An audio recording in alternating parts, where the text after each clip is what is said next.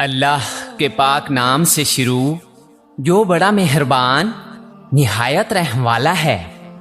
حضرت یونس علیہ السلام اللہ کے نبی تھے۔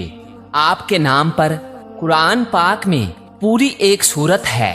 آپ کا نام یونس ہے اور والد صاحب کا نام متا بن شتا ہے۔ بعض حضرات نے متا ان کی والدہ کا نام بتایا ہے، جیسا کہ ابن کثیر نے فرمایا ہے اس صورت میں ان کی نسبت ماں کی طرف ہوگی، جیسا کہ حضرت عیسیٰ علیہ السلام کی نسبت ان کی والدہ مریم کی طرف ہے۔ حضرت یونس علیہ السلام کو اللہ تعالیٰ نے شہر نینوا کے باشندوں کی ہدایت کے لیے رسول بنا کر بھیجا تھا۔ نینوا یہ موصل کے علاقہ کا ایک بڑا شہر تھا۔ یہاں کے لوگ بت پرستی کرتے تھے اور کفر و شرک میں مبتلا تھے۔ حضرت یونس علیہ السلام نے ان لوگوں کو ایمان لانے اور بت پرستی چھوڑنے کا حکم دیا، مگر ان لوگوں نے اپنی سرکشی اور تمرد کی وجہ سے اللہ عز و جل کے رسول علیہ السلام کو جھٹلا دیا اور ایمان لانے سے انکار کر دیا۔ حضرت یونس علیہ السلام نے انہیں خبر دی کہ تم لوگوں پر ان قریب عذاب آنے والا ہے۔ یہ سن کر شہر کے لوگوں نے آپس میں یہ مشورہ کیا کہ حضرت یونس علیہ السلام نے کبھی کوئی جھوٹی بات نہیں کہی ہے، اس لیے یہ دیکھو کہ اگر وہ رات کو اس شہر میں رہیں جب تو سمجھ لو کہ کوئی خطرہ نہیں ہے، اور اگر انہوں نے اس شہر میں رات نہ گزاری تو یقین کر لینا چاہیے کہ ضرور عذاب آئے گا۔ رات کو لوگوں نے یہ دیکھا کہ حضرت یونس علیہ السلام شہر سے باہر تشریف لے گئے، اور واقعی صبح ہوتے ہی عذاب کے آثار نظر آنے لگے کہ چاروں طرف سے کالی بدلیاں نمودار ہوئیں اور ہر طرف سے دھواں اٹھ کر شہر پر چھا گیا۔ میرے پیارو، یہ منظر دیکھ کر شہر کے باشندوں کو یقین ہو گیا کہ عذاب آنے والا ہی ہے، تو لوگوں کو حضرت یونس علیہ السلام کی تلاش و جستجو ہوئی، مگر وہ دور دور تک کہیں نظر نہیں آئے۔ اب شہر والوں کو اور زیادہ خطرہ اور اندیشہ ہو گیا، چنانچہ شہر کے تمام لوگ خوف خدا بندی عز و جل سے ڈر کر کانپ اٹھے، اور سب کے سب عورتوں بچوں بلکہ اپنے مویشیوں کو ساتھ لے کر اور پھٹے پرانے کپڑے پہن کر روتے ہوئے جنگل میں نکل گئے، اور رو رو کر صدقے دل سے حضرت یونس علیہ السلام پر ایمان لانے کا اقرار و اعلان کرنے لگے۔ شوہر بیوی سے اور مائیں بچوں سے الگ ہو کر سب کے سب استغفار میں مشغول ہو گئے، اور دربار باری میں گڑ گڑا کر گریہزاری شروع کر دی۔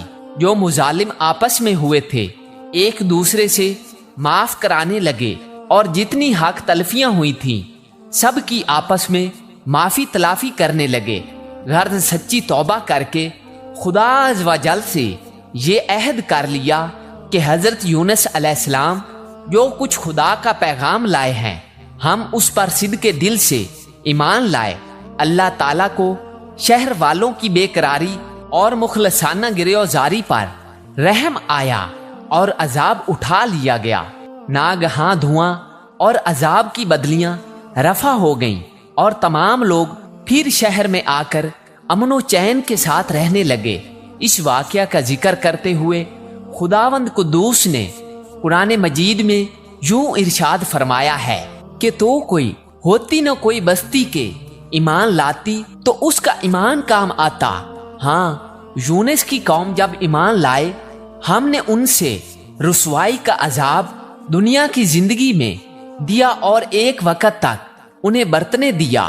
مطلب یہ ہے کہ جب کسی قوم پر عذاب آ جاتا ہے تو عذاب آ جانے کے بعد ایمان لانا مفید نہیں ہوتا، مگر حضرت یونس علیہ السلام کی قوم پر عذاب کی بدلیاں آ جانے کے بعد بھی جب وہ لوگ ایمان لائے تو ان سے عذاب اٹھا لیا گیا۔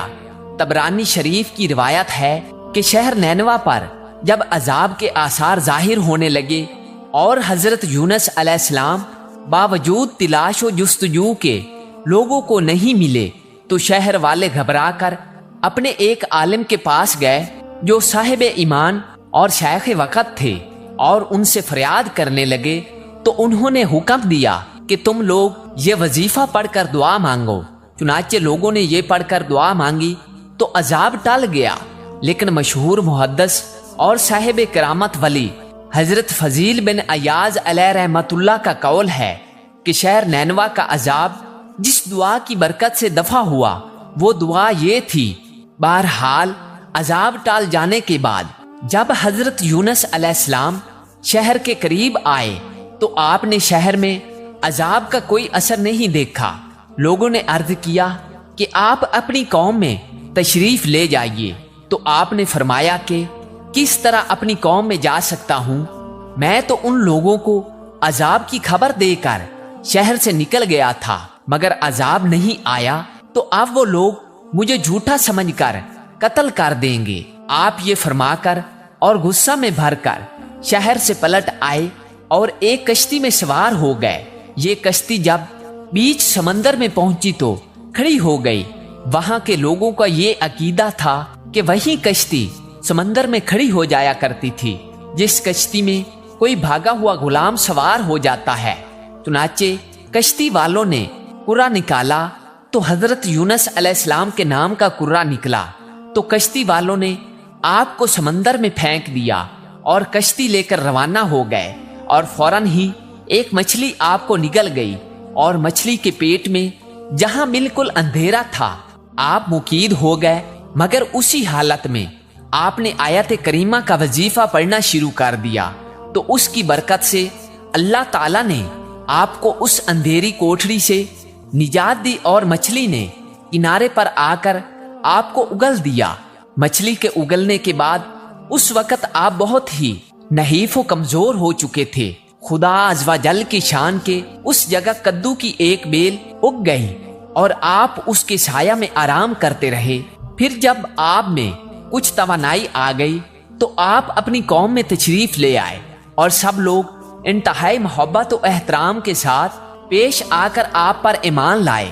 ایک روایت میں رسول اللہ صلی اللہ علیہ وآلہ وسلم نے ارشاد فرمایا کہ ذوالنون کی وہ دعا جو انہوں نے بطن ماہی میں کی تھی، یعنی لا الہ الا انت سبحانک انی کنت من الظالمین، جو مسلمان اپنے کسی مقصد کے لیے ان کلمات کے ساتھ دعا کرے گا اللہ تعالیٰ اس کو قبول فرمائیں گے۔